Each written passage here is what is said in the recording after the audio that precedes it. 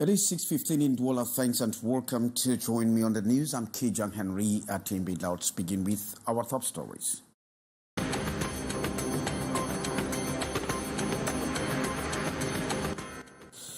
Elections Management Body, ELECAM, examines strategic adjustments. Conscious of the stakes. Of the 2025 and 2026 elections, the board has met for its fourth and last session for the year 2024.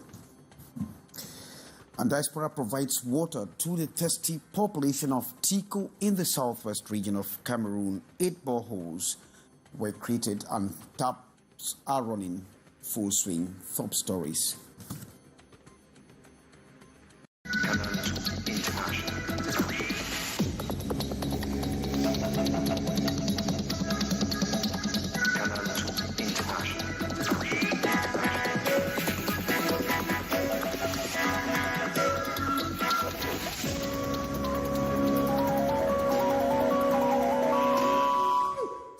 The respective platforms are open for consultation on Canal International. It was horror this morning at Dhaka when a blistering fire reached more than 100 shops in Marché Dhaka.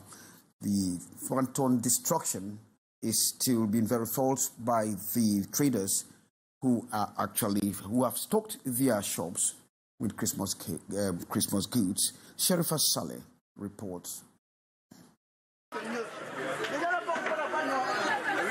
This is what's left from the fire that broke out at the Dhaka market in Douala. Piles of ashes, twisted metal, and the charred remains of once thriving businesses.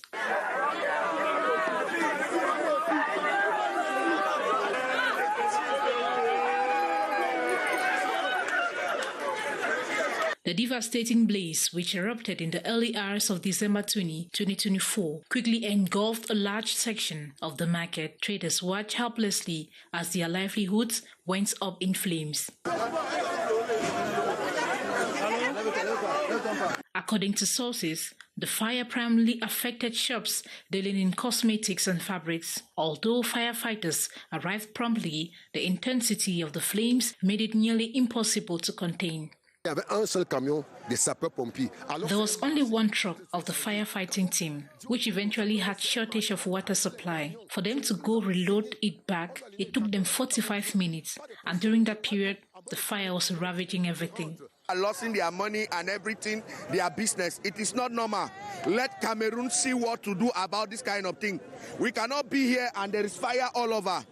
How would they feed their family? This is too bad now. Let God help Cameroon. Eyewitnesses reported scenes of panic as the fire spread rapidly, forcing traders to make frantic attempts to salvage what they could. Some were fortunate enough to save their goods before the flames took over, but many others were left devastated, losing everything they had in the blaze. This fire comes just 7 months after the last devastating blaze in the same market, raising questions about safety measures and preventive actions.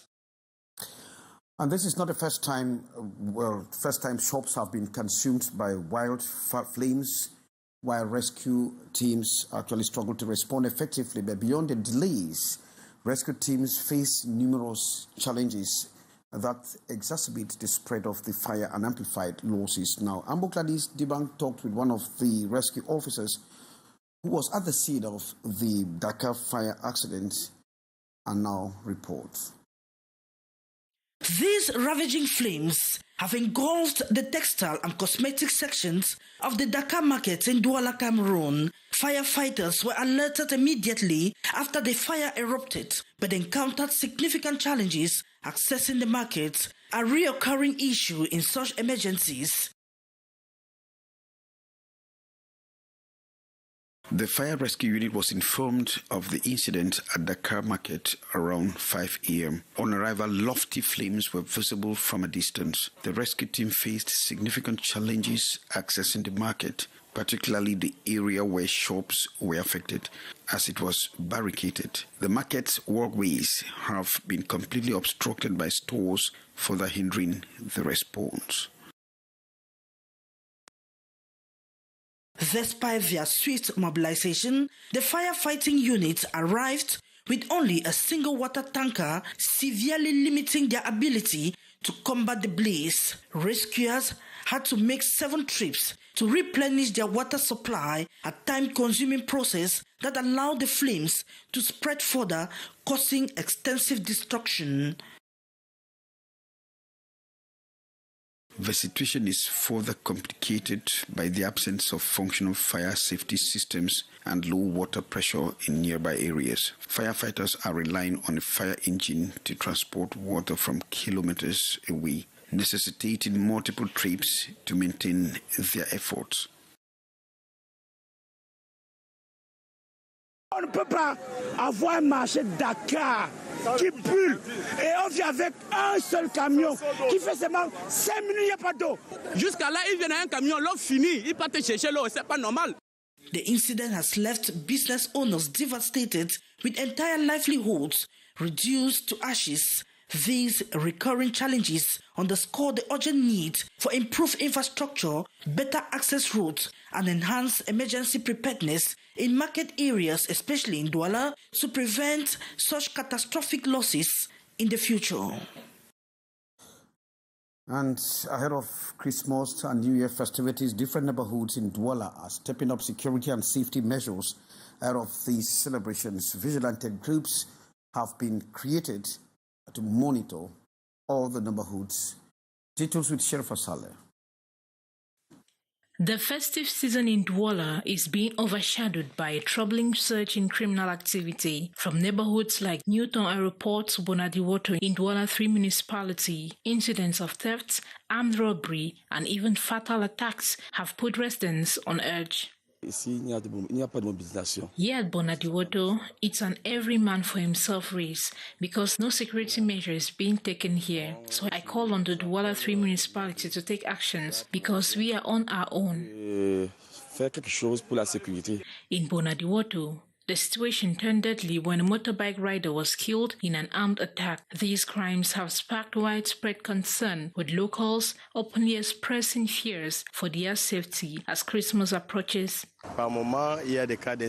We try our utmost best to guard ourselves, but at times when you are being backed up by the state, you feel relieved and secured. In response, traditional leaders across Douala have launched community-based initiatives to bolster security in Bonaluka. The local authorities determined to preempt any acts of vandalism in their area. Toujours près.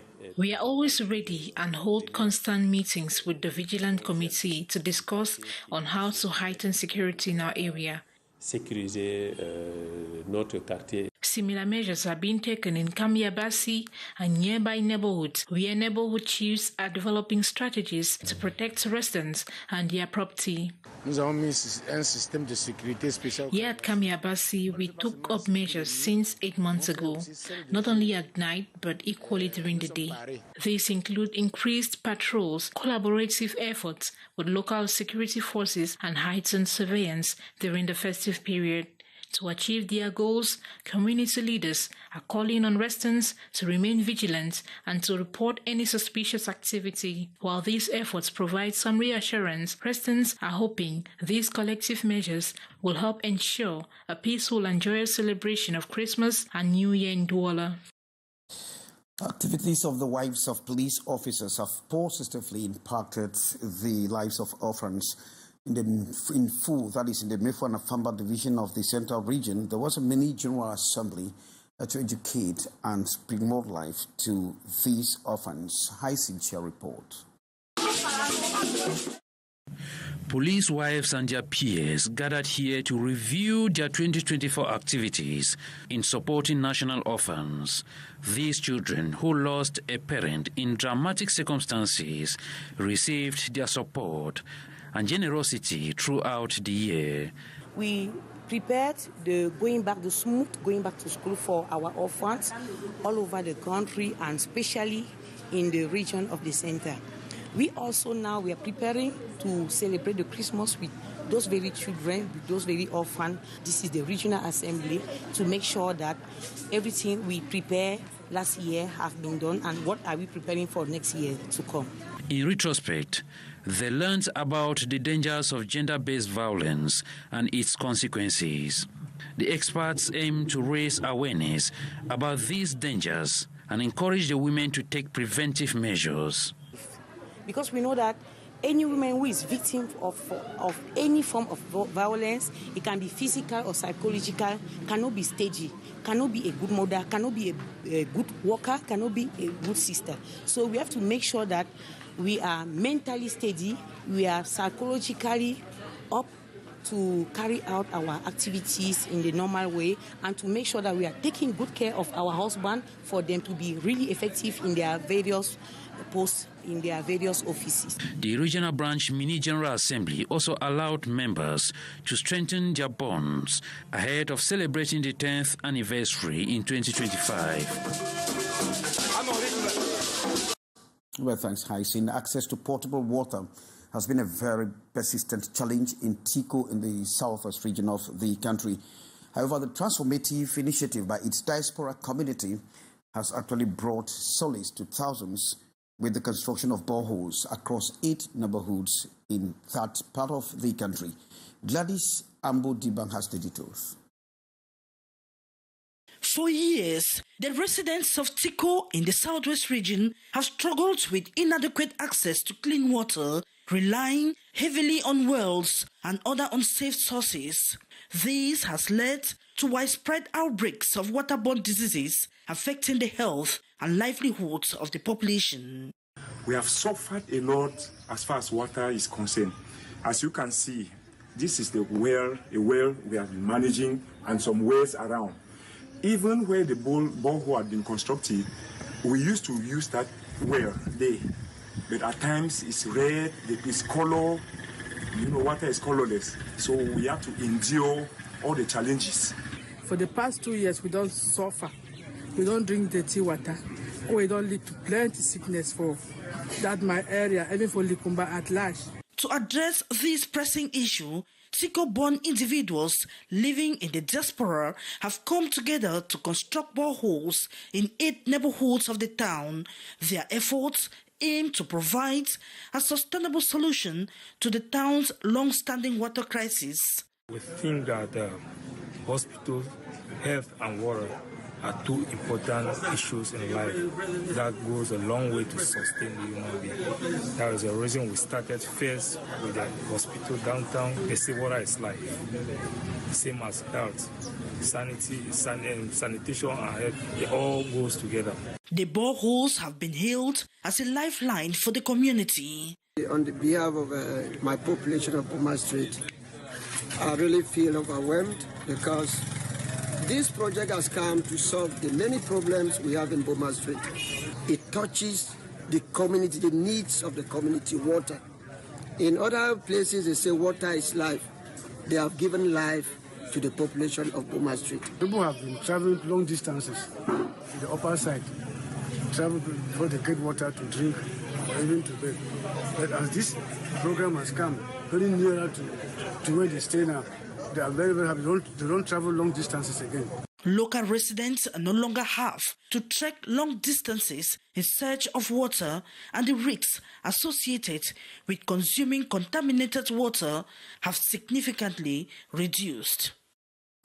And ahead of the 2025 and 2026 elections in Cameroon Elections Management Body ELECAM is working on the necessary adjustments of its roadmap. This is the main objective of their 4th and last session of the year.